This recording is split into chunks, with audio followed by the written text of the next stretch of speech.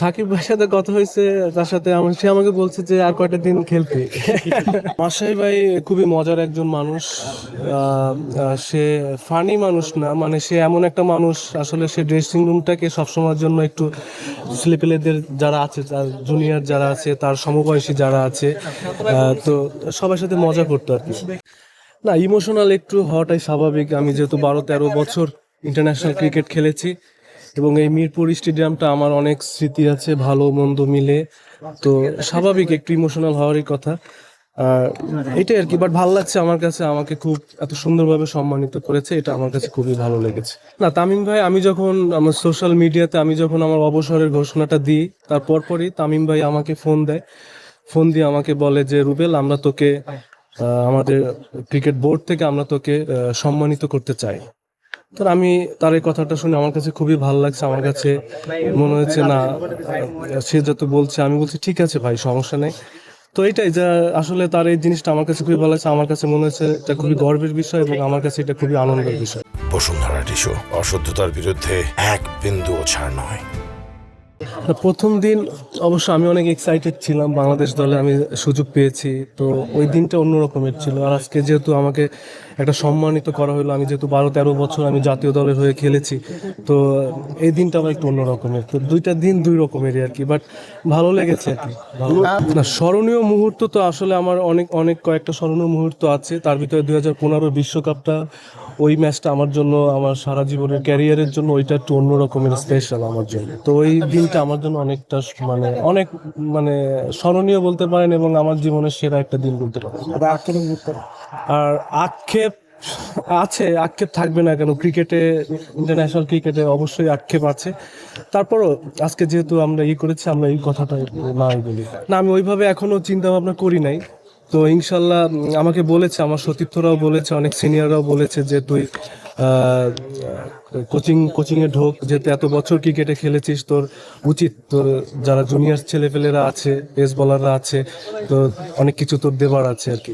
তো যাই হোক, আমার এই কথাগুলো আমার কাছে খুব ভালো লাগছে আর কি। ইনশাল্লাহ আমি এটা নিয়ে একটু চিন্তা ভাবনা করবো আর কি। আমি এখন ওইভাবে চিন্তা ভাবনা করিনি যে আসলে আমি কোচিংয়ে ঢুকবো না অন্য কি করবো, আমি এটা নিয়ে এখনো ভাবিনি। তো ওইটা এখনো হয়নি, বাট আমাকে জানানো হয়েছে আর কি, আমাদের আমাদের সিনিয়র একজনই। তো দেখি, এখনো চিন্তা ভাবনা, আমি এখনো যাই না, বাট আমি প্র্যাকটিস শুরু করবো আর কি। না, এটা খুবই ভালো। আমি যখন পেসার হান্টে আমি তখন পার্টিসিপেট করেছিলাম, তখন তো আমাকে চুজ করেছিলাম আমার প্রিয় কোচ সরোয়ার ইমরান স্যার। তখনকার সিনিয়র, তখন আমরা পেস বোলার ছিলামই মাত্র কয়েকজন, বাট এখন বর্তমানে যারা খেলছে সবাই কিন্তু ম্যাচ উইনার এবং সবাই ট্যালেন্টেড ক্রিকেটার এবং সবাই ফিট।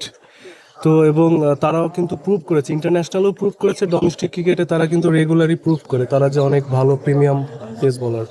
তো এই কম্পিটিশনটা এখন আমাদের টিমে আছে, তো এটা খুবই ভালো এবং আমার কাছে মনে হয় এই কম্পিটিশন ডে বাই ডে আরও অনেক বড় হবে।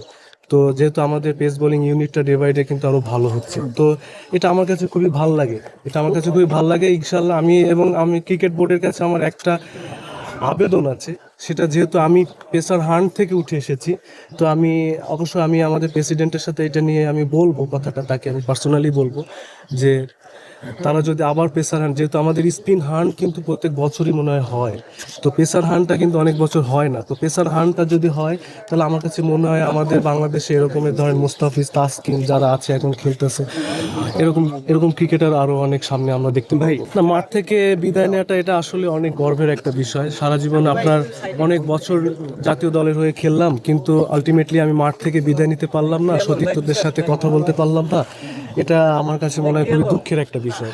তো আমি যেহেতু আলহামদুলিল্লাহ, আমি যেহেতু সম্মানের সহিত এত সুন্দর একটা এনভায়রনমেন্ট তৈরি করেছে ক্রিকেট বোর্ড, যা আমার কাছে খুবই ভালো লেগেছে। আমার কাছে মনে হয় এরকমের মাঠ থেকে প্রত্যেকটা ক্রিকেটারের বিদায় নেওয়া উচিত এবং আমার কাছে মনে হয় নেক্সট টাইম থেকে আমরা যারাই এরপর থেকে রিটায়ার্ড ঘোষণা করবে, আমার কাছে মনে হয় যে আমরা দেখতে পারবো মাঠ থেকে বিদায়, এটা দেখতে পারবো।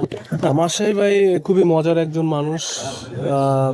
সে ফানি মানুষ না, মানে সে এমন একটা মানুষ, আসলে সে ড্রেসিং রুমটাকে সবসময়ের জন্য একটু ছেলেপেলেদের যারা আছে, তার জুনিয়র যারা আছে, তার সমবয়সী যারা আছে, তো সবার সাথে মজা করতো আর কি। তো তো মাসাই ভাই আসলে আমি যতদিন ক্রিকেট খেলেছি মাসাই ভাই আমাকে যেভাবে দিক নির্দেশনা যে ম্যাচ সিচুয়েশনে যেভাবে বলেছে আমি আমার 100% ট্রাই করেছি। শুধু মাসাই ভাই না, আমাদের ওইখানে যারা সিনিয়র যারা আছে আমি যাদেরকে পেয়েছি, আমি যতদিন খেলেছি আমার আগে হয়তো অনেক কয়েকজন সিনিয়ররা বেড়ে হয়ে গেছে আর কি, চলে গেছে আর কি ইন্টারন্যাশনাল থেকে। তো আমি সবার প্রতি আমি সবাইকে আমি ইন্ডিকেট করতেছি আর কি যে আমি যাদের সাথে আমি খেলেছি সিনিয়ররা যারা আমাকে যেভাবে বলেছে আমি হয়তোবা আমি ওইভাবে ফুলফিল করতে নাও পারি নাই, কিন্তু আমি চেষ্টা করেছি। তো আমি সারা জীবন তাদের কাছে আমি কৃতজ্ঞ থাকব।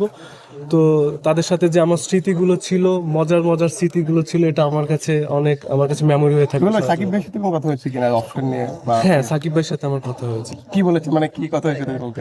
না, সাকিব ভাইয়ের সাথে কথা হয়েছে, তার সাথে সে আমাকে বলছে যে আর কয়টা দিন খেলতে। তো আমি তার সাথে বলেছি আর কি যে অনেক দিনই তো ছিলাম আর কি বাইরে আর কি, এটাই আর কি। For more updates, subscribe to our YouTube channel and click on the bell icon. Follow us on Facebook and Instagram. Download T-Sports app to enjoy exciting games and highlights. Visit tsports.com.